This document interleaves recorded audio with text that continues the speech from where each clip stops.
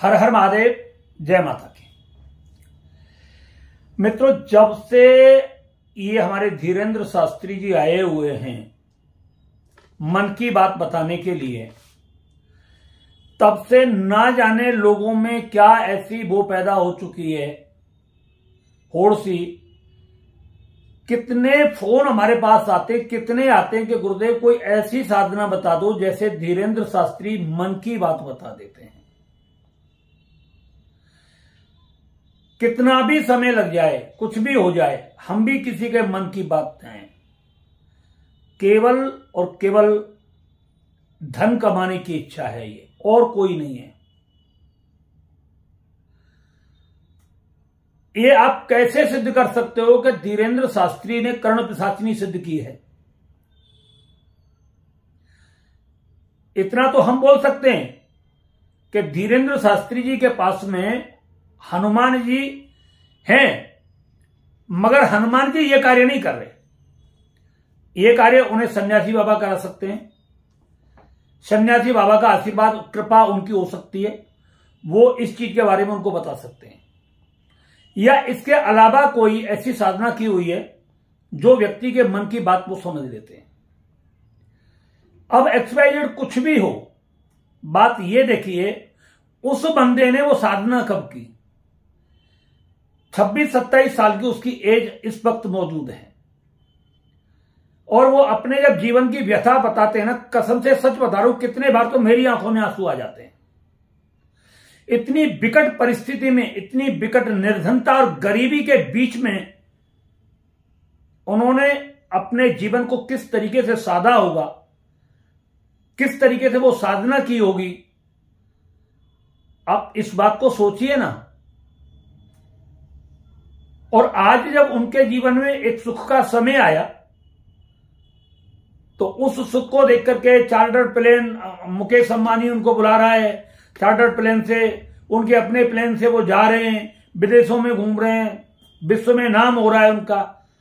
ये कोई एक आध जन्म की साधना नहीं होती है, साधनाएं बड़ी लंबी होती हैं। और मैं इस बात को बिल्कुल 100% कह रहा हूं कि वो हनुमान जी उनकी इष्ट हैं, अच्छी बात है, बहुत बढ़िया बात है, मगर ये हनुमान जी की साधना नहीं है। 100% मैं आपको बता रहा हूं। ये साधना सन्यासी बाबा की हो सकती है उनके पास में, या उनके कोई और गुरु हो उनकी हो सकती है, या XYZ अदरवाइज कुछ भी हो सकता है। कर्ण पिशाचिनी हो सकती है, कुछ भी हो सकती है, उनसे रिलेटेड ये साधना है। अब बात करते हैं कर्ण पिशाचिनी के बारे में।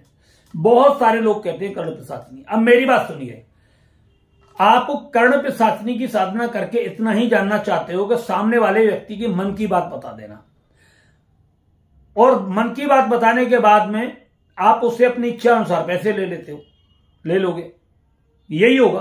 और आप जो आएंगे लोग वो दे भी देंगे आपको, क्योंकि समाज बड़ा बेवकूफ है, इसमें कोई शक नहीं है।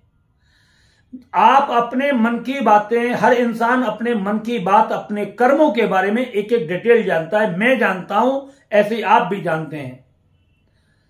हर प्राणी अपने जीवन के बारे में जानता है, और आपकी वही किताब कोई दूसरा व्यक्ति खोल रहा है समाज में, भरी समाज में।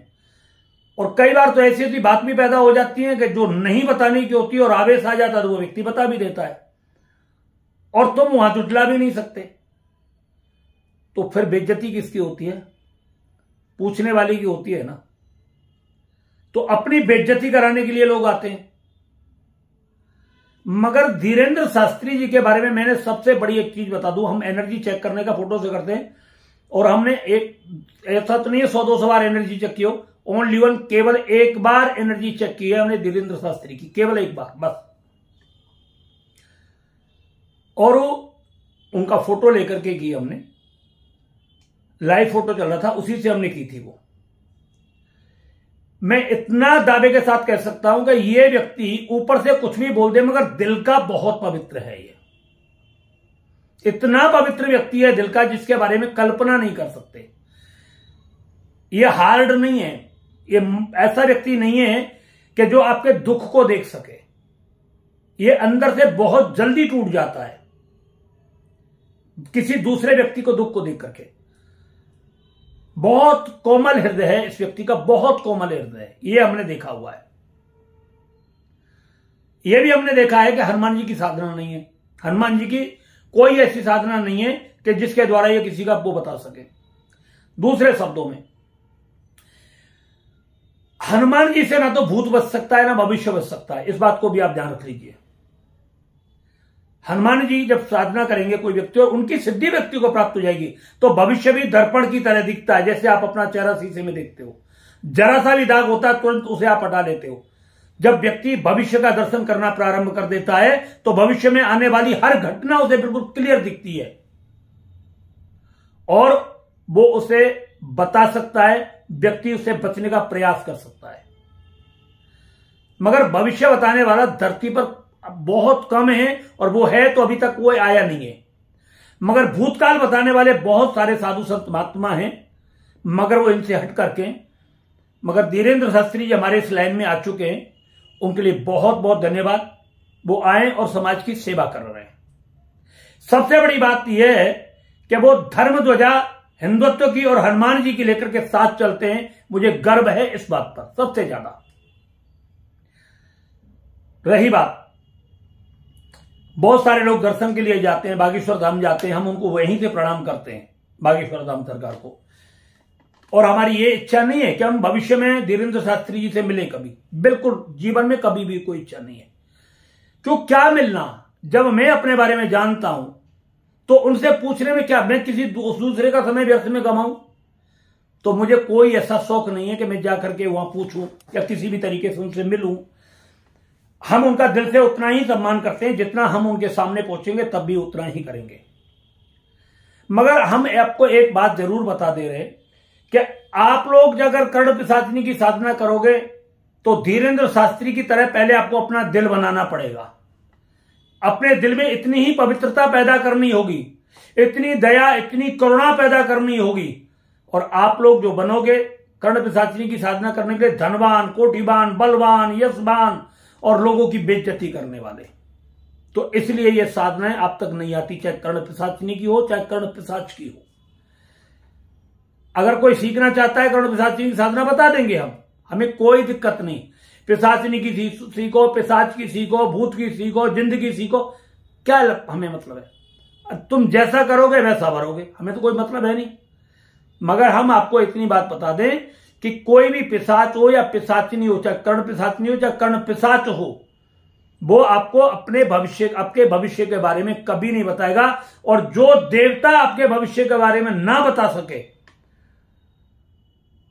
उसके पास जाकर के कुछ पूछने से कोई फायदा नहीं।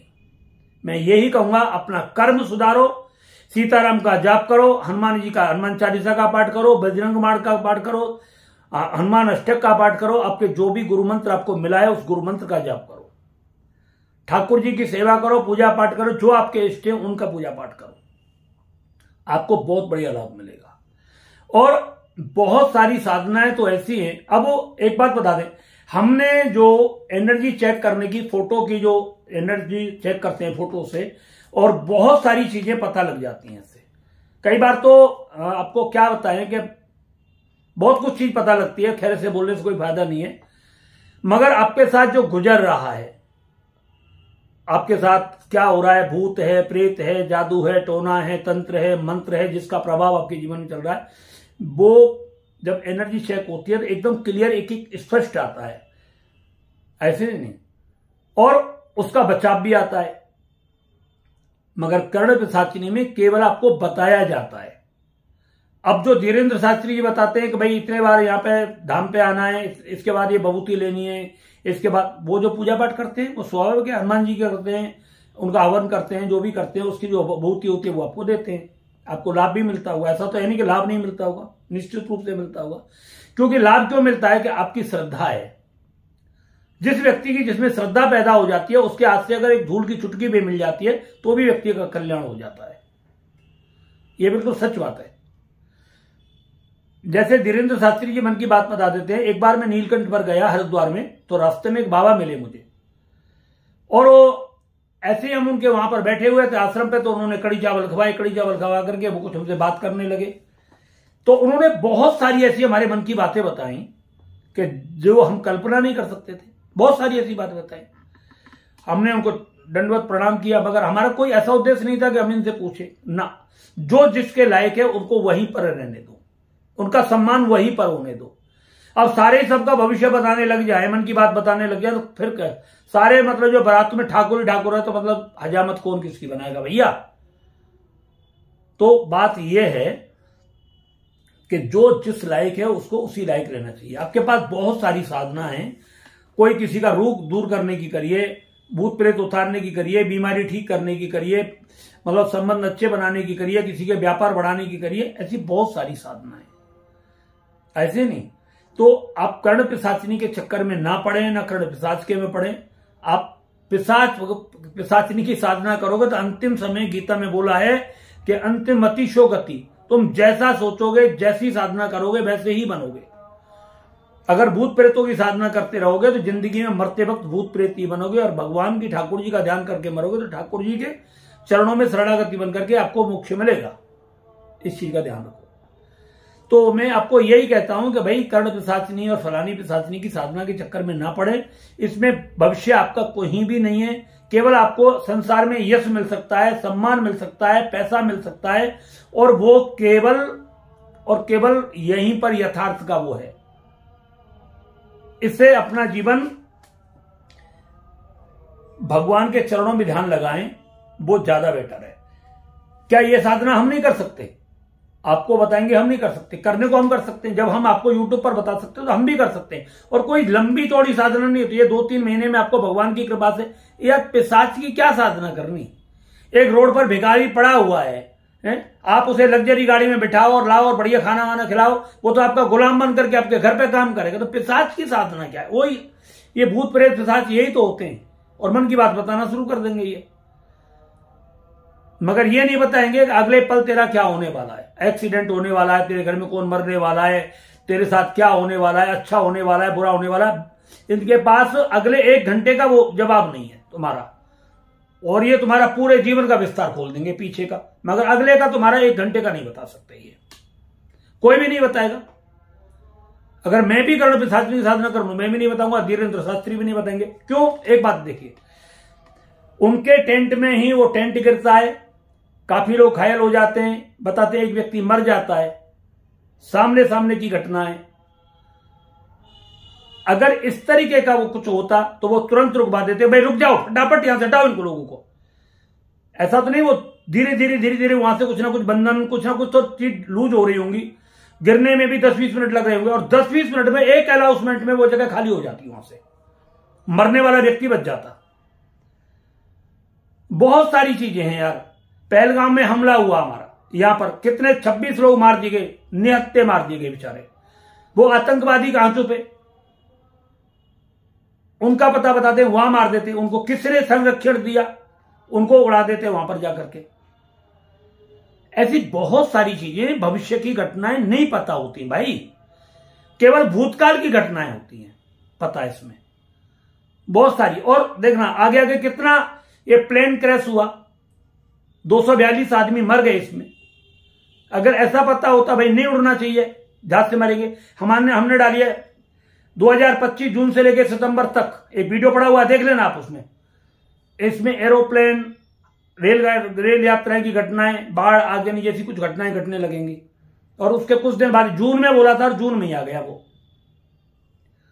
तो अब हमसे कोई कहे भाई गुरुजी तुमने, ये कोई ऐसा नहीं है कि मतलब मेरा कोई वो हो, कुछ अनुभव ऐसा महसूस हो रहा था कि ऐसा हो सकता है, मगर ये नहीं था 100% ऐसा ही होगा, ये बिल्कुल नहीं कह सकता मैं।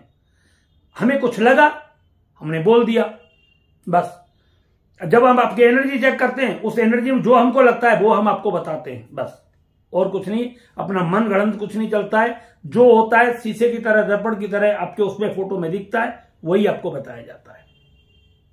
तो इसलिए आपको केवल हमारे धीरेन्द्र शास्त्री जी को, उन्हीं को रहने दो मन की बात बताने के लिए। आप क्यों लफड़े में पड़ते हो यार ऐसे? और आप उनकी बराबरी नहीं कर सकते, मैं फिर भी बोल रहा हूं, क्यों? उनके जैसा विशाल हृदय, लोगों के प्रति दया करुणा, कितनी कितनी शादियां कर रहे हैं वो, आप देख रहे हो। बंदा अपना घर नहीं बना पाया, कितनी बेटियों की शादी कर रहे हैं, कितना बड़ा हॉस्पिटल बना रहे हैं, वो किसके लिए बना रहे हैं? हमारे तुम्हारे लिए बना रहे ना। उनका पैसा एक भी गलत जगह पर नहीं जा रहा है। और तुम्हारा पैसा कहां जाएगा? तुम जन कल्याण की भावना सोच करके साधना नहीं करोगे, तुम केवल पेट भरने की और अपने ऐशो आराम के लिए करोगे साधना। और वो देख लेना धनी आपके सामने कितना बड़ा विकास और वैभव खड़ा कर जाएगा पब्लिक के लिए। और फिर उनका घर देख लेना कितना बड़ा बनेगा। घर कितना बड़ा बनेगा, अगर वो चाहे तो कितना भी घर बड़ा बनवा सकता है, जितना चाहे उतना बड़ा, मगर लिमिटेड जगह में बनेगा। हम बता रहे हैं आपको, हृदय जितना पब्लिक के लिए उनका खुला हुआ है, देश सेवा में जितना खुला हुआ है, उतना अपने परिवार के विषय में नहीं खुला हुआ। उनके मां बाप भी उसी चीज के अंदर है। तो ये सब चीजें सोचने की है। तो आप इस लालच में बिल्कुल भी ना पड़े कि हम बहुत बड़े मतलब जो है अपने आप को दिखाएंगे, पैसे वाले बन जाएंगे ना। ऐसे व्यक्ति बिरले ही होते हैं जो संसार के लिए पैदा होते हैं, संसार को कुछ करने के लिए होते हैं। और ये ऐसे महापुरुष ही मानते हैं। हम तो इनको एक बात बताऊं, और कुछ नहीं मानते। ऐसा नहीं है कि कोई मोह देखी बात में कर रहा हूं, कोई उनका बहुत बड़ा यशगान में कर रहा हूं। यशगान से मेरा कोई मतलब नहीं है। ना धीरेन्द्र शास्त्री जी मुझे कुछ खिला रहे, ना पिला रहे, और ना मैं उनको 1 रुपया दे रहा। मगर जो अच्छा होता है, जो सच्चाई होती है, वो बहुत अच्छी लगती है। बोलिए, अगर आपको भी कहीं अच्छा लगता है तो आप उसे दिल खोल करके बोले, अच्छी चीज को जरूर बोले, ठीक है ना। इस चीज का ध्यान रखें।